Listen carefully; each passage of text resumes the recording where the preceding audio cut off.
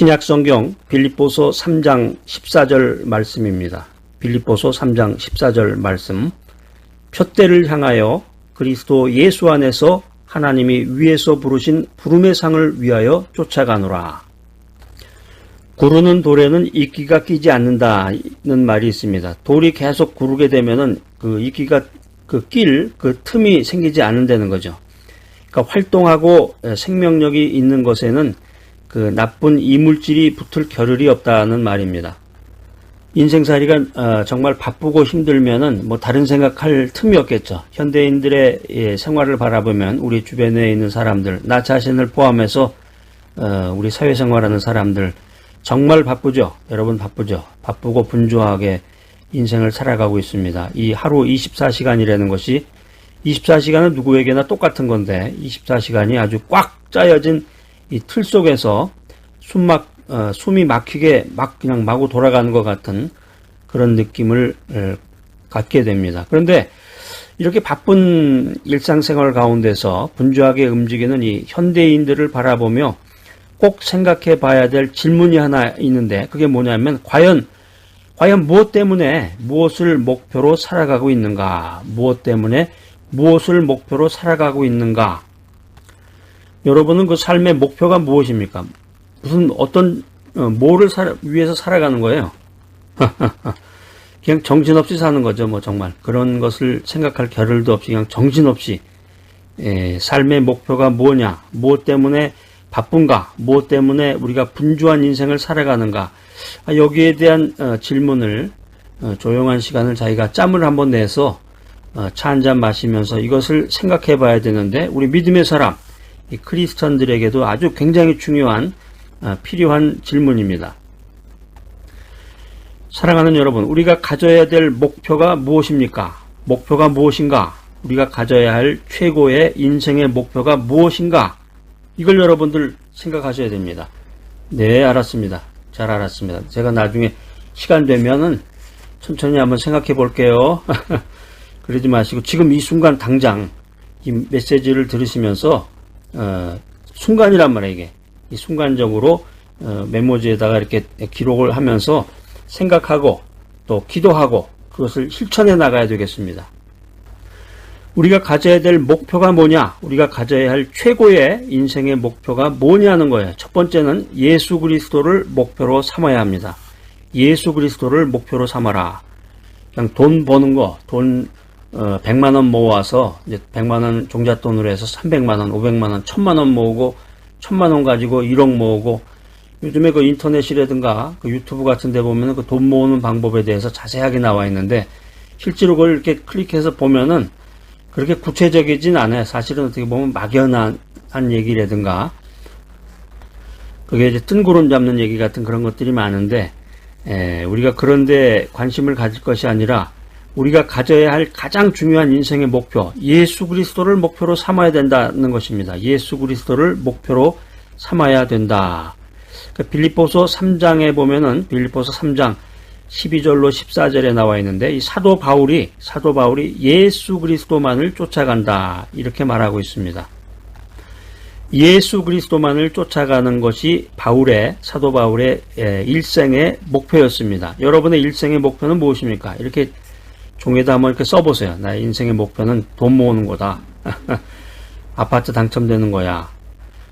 써보세요. 한번 쓰면서 오늘 말씀을 들으면서 여러분들이 여러분의 그 인생의 그 궤도, 여러분들의 그 인생 여정을 수정하고 바꾸고 기도하면서 온전히 여러분의 인생을, 여러분의 일생을 하나님께 바쳐야 되겠습니다.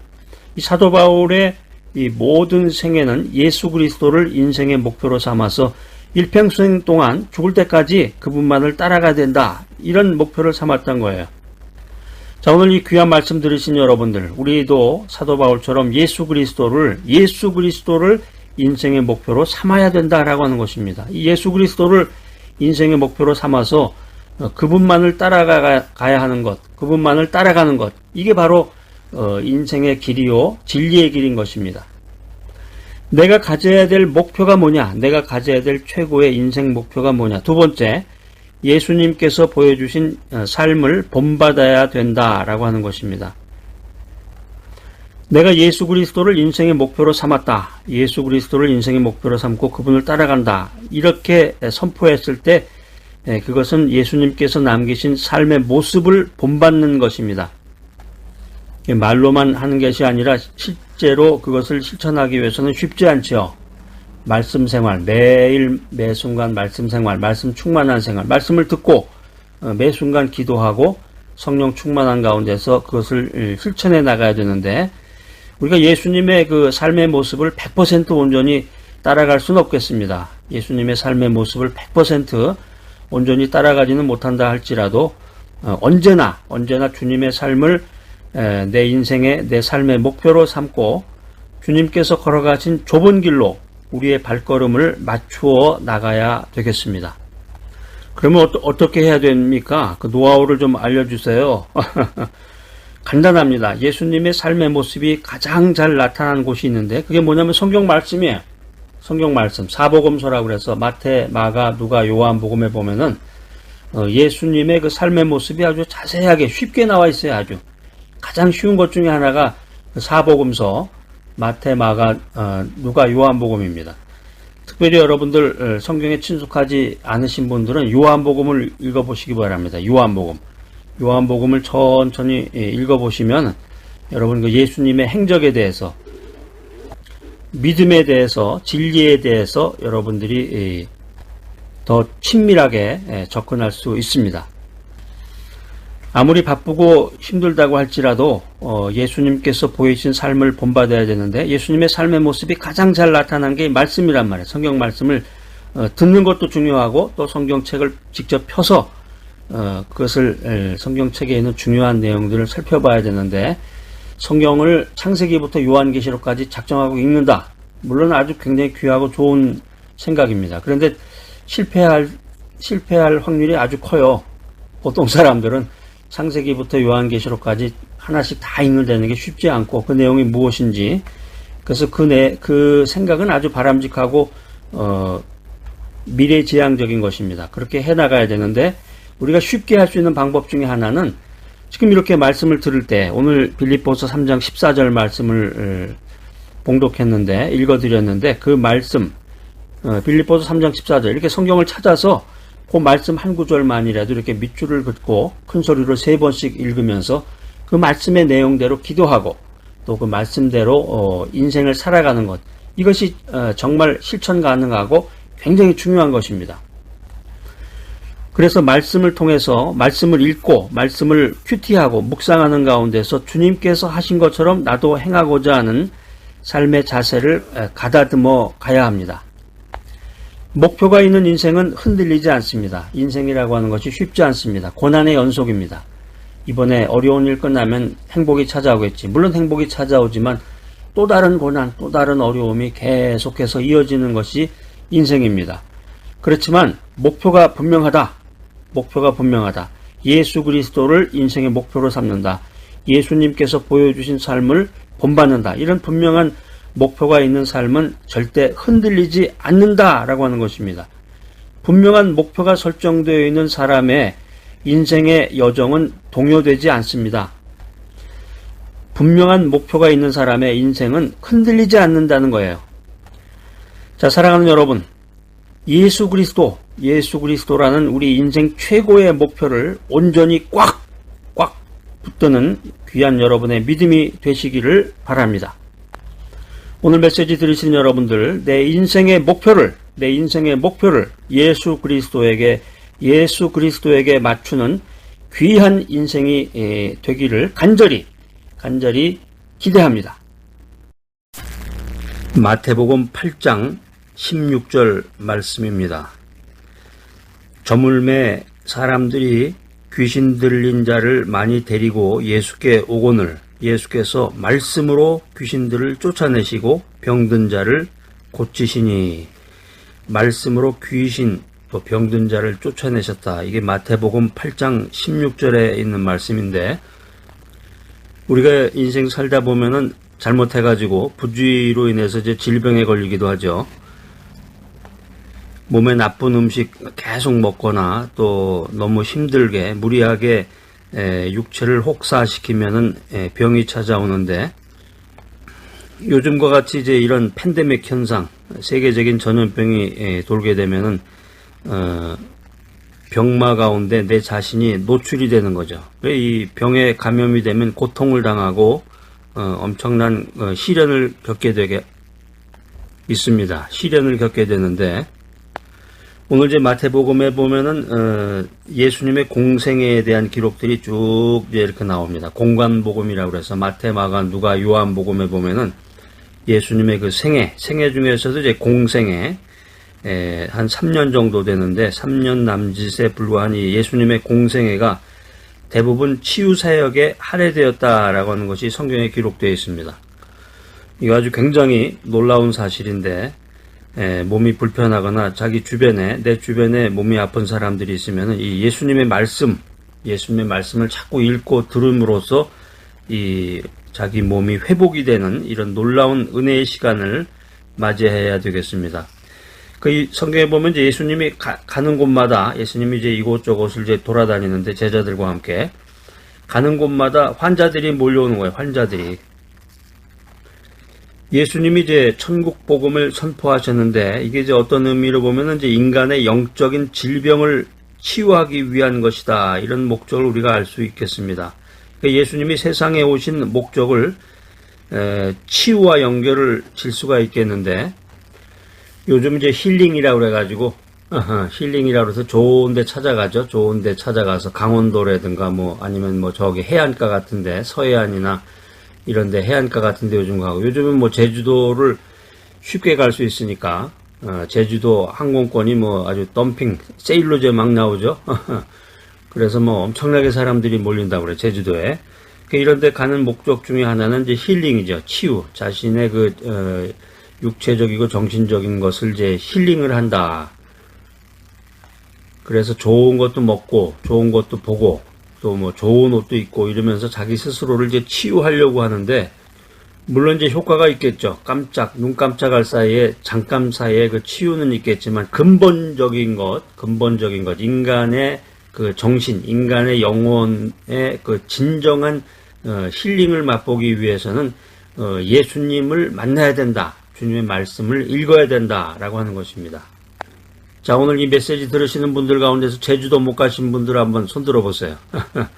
제주도를 가야 되겠는데 갈 수는 여러 가지 형편으로 인해서 갈 수는 없고 정말 어떻게 해야 되나 힐링은 꼭 해야 되겠는데 이런 분이 계시다 그러면 오늘 저와 함께 마태복음 8장 16절로 여행을 떠나서 이 말씀 안에서 주님의 말씀 안에서 예수님을 만나고 또 여러분들이 힐링을 갖는 오늘 아주 귀한 시간이 되시기를 바랍니다. 자, 그래서 우리가 말씀 안에서 우리가 내 자신이 영적으로 또 육체적으로 정신적으로 병에 걸렸다. 또 내 주변에 있는 사람들이 힘든 가운데 있다. 예수님께 나와야 된단 말이에요. 예수님께 나와라. 예수님께 나와서 치유의 은총을 간구하라고 하는 것입니다.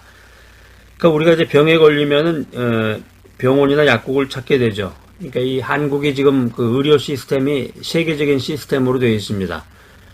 근데 엄밀하게 이렇게 분석해 보면은 나이 들어서 또 병에 들어서 병원에 간다고 해서 무슨 수술을 하거나 뭐 그런 것도 아니고 대부분 보면 다 약을 처방해 주죠. 약. 또 약방에 가서 대부분 다 약을 먹는 거예요. 약을 먹는데 이 약을 어떤 약을 어떻게 이걸 조합을 해서 먹느냐 그걸 잘 모르니까 의사를 찾아가서 진단을 받고 처방전을 써가지고 약방에 가서 그 약을 타다 먹는 거잖아요. 근데 이 미국에 보니까 미국은 진짜 약의 천국인 것 같아. 약이 그냥 뭐 별의별 약이 많고 진짜 한국의 약은 저리 가라 할 정도로 어마어마한 약이 많은데 인간이 그 질병에 걸리면 병원이나 약국을 찾아야 됩니다. 위대한 의사이신 예수님께 우선적으로 도움을 의뢰하는 것이 우리 믿는 사람, 신앙인의 합당한 자세라고 할 수 있겠습니다. 가끔가다 그 뉴스나 신문지상에 보면은 TV에 그런 거 가끔가다 나오죠. 어떤 기도원 같은 데서 그 안수 기도를 하거나 뭐 기도하다가 사람을 죽였다라든가 뭐 여러 가지 그런 잔인한 방법이라든가 상상할 수 없는 방법으로 치유라는 목적으로 그렇게 하다가 사고가 난 것에 대해서 뉴스에 보도된 그런 것들이 이제 가끔가다 나오는데, 인간이 질병에 걸리게 되면 제일 먼저 병원이나 약국을 찾아야 됩니다. 그러면서 우리가 이제 신앙인의 자세로서 예수님께, 위대한 의사이신 예수님께 도움을 의뢰해야 되겠죠. 말씀 안에서 기도하면서 성령의 그 치유함을 받아야 되는데, 나는 이런 병원이나 약국, 약 이런 거 필요 없다, 수술. 무조건 주님께만 의존해야 되겠다. 물론 그 믿음은 가상한 것이지만, 우리가 현대사회를 살아가면서는 그 현대의학의 일부를 의존해야 되는 것은 또 사실입니다. 그러니까 여러분들이 말씀 안에서 지혜롭게 이 신앙생활을 해 나가셔야 됩니다. 예수님은 구약성경 이사야서 53장 5절 말씀에 이런 내용이 나와 있는데, 예수님은 온갖 죄와 질병에 억눌린 인생들을 긍휼히 여기사 치유의 손길을 베푸시는 위대한 분이시다. 그래서 예수님은 의사라는 거예요. 의사다. 예수님은 의사다. 예수님은 우리를 낫게 하시려고 친히 채찍에 맞으셨다. 이게 이제 이사야서 53장 5절에 있는 말씀인데, 여러분들 이걸 좀 적어 놓으셔야 돼요. 어디다가. 이사야서 53장 5절 말씀, 이걸 좀 적어 놓으셨다가 성경을 꼭 이렇게 찾으셔서 거기다 밑줄도 그시고 자기가 이제 거기서 은혜 받은 내용을 간단하게 이렇게 메모도 하시면서 기도하고 자꾸 이렇게 말씀 앞으로 자꾸 나가야 됩니다. 예수님은 의사이시다, 이런 말씀을 드렸는데, 예수님의 치유의 능력과 범위는 어떻게 되는 것인가 성경 말씀을 통해서 우리가 살펴보겠습니다. 예수님이 치유하지 못하는 그 병은 존재하지 않습니다. 예수님의 말씀 한마디에, 예수님이 무슨 이런 수술 메스를 들고서 이렇게 수술을 직접 하시는 게 아니라, 물론 성경에 보면 이렇게 진흙을 이겨서 그 장님 소경, 눈이 안 보이는 사람 눈에다 이렇게 바르기도 하고 여러 가지 그런 액션을 취하기도 하는데, 그것이 그런 행동이 중요한 게 아니라 예수님의 말씀이 중요하다는 거죠. 예수님의 말씀 한마디에 안진뱅이가 일어나고 문둥병자가 나음을 얻었다. 이게 성경 말씀이에요. 심지어는 죽은 사람도 일어났어요. 죽은 나사로도 일어나서 무덤을 열고 걸어 나왔다라고 하는 것입니다. 예수님께서 모든 질병을 다스릴 수 있는 이유는 뭐냐? 그분이 생명의 주인이시다. 전능하신 하나님이시기 때문에 모든 질병을 다스릴 수 있다라고 하는 것입니다. 근데 이게 어떻게 보면 이게 사실은 우리 그 믿음의 기초인데, 믿음의 기초란 말이에요. 예수님이 생명의 주인이시고 전능하신 하나님이십니다. 이 사실을 믿지 못하면 믿음의 사람이 될 수가 없고 믿음의 길로 갈 수가 없는데, 이 사실은 어디서 들어본 것 같은데 예수님께서 모든 질병을 고칠 수 있다, 이건 조금 믿을 수 없는 것 같다, 이렇게 생각하시는 분도 혹시 있을지 모르겠습니다. 이게 뭐가 잘못된 거죠. 예수님은 생명의 주인이시다, 전능하신 하나님이시다, 이 사실을 분명히 믿는다 그러면은 예수님께서 인간의 모든 질병을 다스릴 수 있는 분이다, 이 사실을 믿어야 됩니다. 그렇기 때문에 오늘날 우리가 병든 가운데서 내 몸의 치유를 위해서, 내 몸의 힐링을 위해서 간절한 기도를 해야 된다는 거죠. 말씀 가운데서 주님을 만나고 간절한, 성령 안에서 간절한 기도를 해야 된다라고 하는 것입니다. 가만히 누워서 주님께서 내 믿음을 아시니 나를 인도하시고 나를 고쳐주시겠지, 이런 착각에 빠지면 안 되겠습니다. 마음의 소원이 있어야 돼. 마음의 소원을 따라 성령님께서 내 갈 길, 내 인생을 인도해 주시는 것입니다. 내 판단으로, 인간의 생각과 판단으로, 어이구 나 이제 불치병이야, 암에 걸렸다네, 모든 것을 포기하고 절망해 버린다 그러면은 예수님의 치유의 권능을 과소평가하는 불신의 태도가 되는 것입니다. 우리가 모든 것을 주님께 내어 맡긴다면은, 주님이 치유하시고자 한다면은 어떤 질병, 인간의 어떤 질병도 사라지고 고침을 받고 힐링을 받는다. 이것이 오늘 주님의 말씀입니다. 예수님은 의사이시다. 의사이신 예수님에 대해서 세 가지를 말씀드렸는데, 예수님은 육신을 치료하신다. 예수님은 귀신으로부터 해방시켜 주신다. 예수님은 육신뿐만 아니라 영혼까지도 치유하시는 진정한 의사이시다라고 하는 것입니다. 예수님이 육신을 치료하셨다. 마태복음 8장 3절에 보면, 여러분 꼭 찾아보셔야 돼. 마태복음 8장 3절에 보면은 예수께서 손을 내밀어 저에게 대시며 가라사대 내가 원하노니 깨끗함을 받으라 하신대 그의 문둥병이 깨끗하여진지라. 문둥병이라고 하는 것이 이제 한때 또 유행이었어요. 1950년대, 60년대, 70년대까지만 해도 이게 서울에도 이 문둥병 환자들이 막 돌아다니고, 그때는 이제 집에 있으면은 이 할머니들이 그 손주들 못 나가게 했어요. 왜 그러냐면 문둥병 환자들이 그 애들을 잡아간다. 그 소문이 나가지고 그 문둥병이 이제 그 서울에서도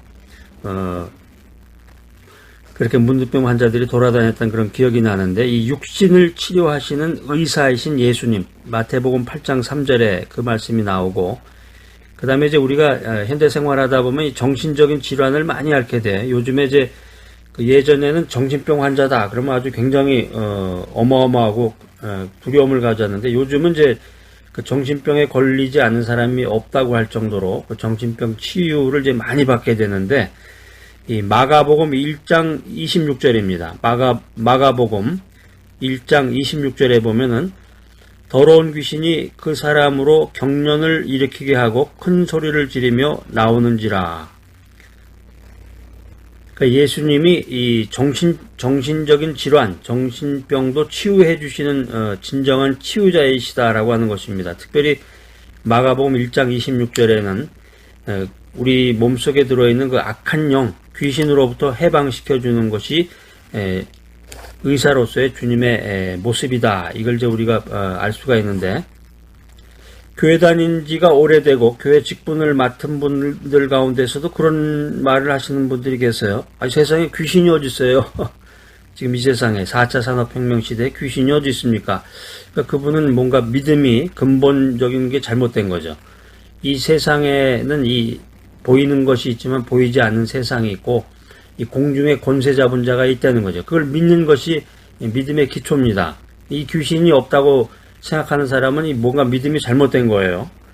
이 귀신이 있는데 이 귀신으로부터 해방시켜주는 것이 주님이시다. 이 사실을 믿는 것이 또한 우리 믿음의 본질이 되겠습니다.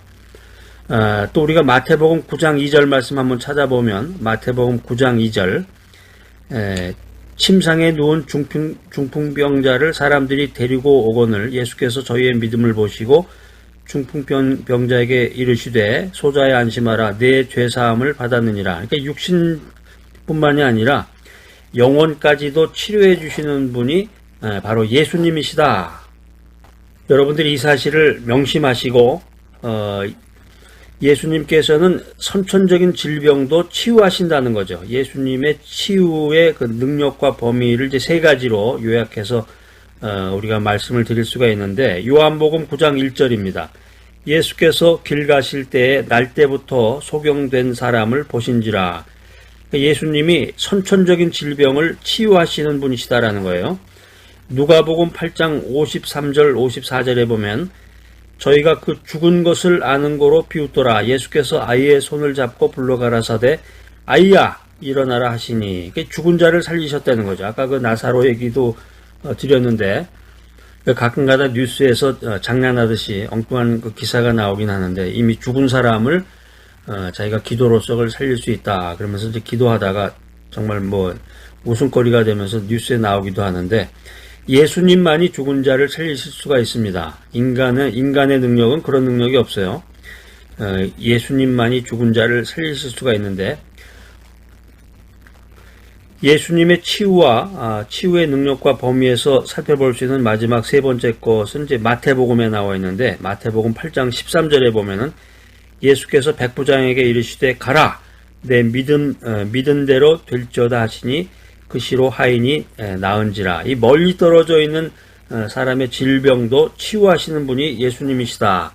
그러니까 요즘에 이제 원격 치유라고 해서 이제 화상 같은 거를 통해서 컴퓨터나 TV나 이런 모바일 같은 걸 통해 가지고 서울에서 부산에 있는 사람이라든가 원격으로 멀리 떨어져 있는 사람을 의사가 환자의 그 상태를 보고서 이렇게 치유해 주는 그런 것들이 이제 요즘에 많이 유행이 되고 있는데, 이미 이제 예수님께서 멀리 떨어져 있는 자의 질병도 치유하셨다라고 하는 것이 마태복음 8장 13절에 기록이 되어 있습니다. 인간의 질병이라고 하는 것은 의학적, 물리적 차원을 넘어서 영적인 차원에서도 고찰이 되어야 되는 것입니다. 의사이신 예수님의 치유의 능력과 범위는 인간이 가늠할 수 없을 정도로 무한하다라고 하는 것입니다. 말라기서 4장 2절 말씀 여러분에게 마지막으로 하나 말씀드리겠습니다. 내 이름을 경외하는 너희에게 의로운 해가 떠올라서 치료하는 광선을 바라리니 너희가 나가서 외양간에서 나온 송아지같이 뛰리라. 이거 굉장히 유명한 말씀이에요. 여러분 암송해야 되는데 교회 오래 다니신 분들은 다 암송하는 구절인데 교회 다니신 지 얼마 안 됐거나 믿음의 역사가 얼마 되지 않는 분들은 이 말라기 구약 성경 말라기서 4장 2절 말씀 찾으셔가지고 거기다 빨간색 펜으로 이렇게 밑줄을 쫙 이렇게 그어놓으세요. 그것들이 이렇게 자나 아니면 못 쓰는 크레딧 카드 같은 거 딱 대놓으시고 반듯하게 이렇게 금을 그으셔도 좋고 금을 그어놓고 언더라인을 해놓고 거기다 자기의 그 느낌이나 그 중요한 별표를 해놓는다든가 내 이름을 경외하는 너희에게는 의로운 해가 떠올라서 치료하는 광선을 바라리니 너희가 나가서 외양간에서 나온 송아지같이 뛰리라. 축 처져가지고 나이가 들고 병이 들어서 집안에서 누워만 있는데 내가 말씀을 접하고 기도하면서 간절히 주님만을 의지하면은 의로운 해가 떠올라서 치료하는 광선을 바란다는 거예요. 치료하는 광선이 쫙 하니 내 몸 가득히 치료하는 광선이 나와 함께함으로써 내가 치유를 받고 힐링이 돼서 외양간에서 나온 송아지같이 뛴다는 거예요. 정말 기뻐서 주님을 찬양하고 할렐루야 하면서 정말 주님의 복음을 전하고 선교의 일선에서 정말 담대한 마음으로 사도 바울 선생님과 같이 주님의 복음을 전하는 그날이 여러분 모두에게 임하실 것을 믿습니다.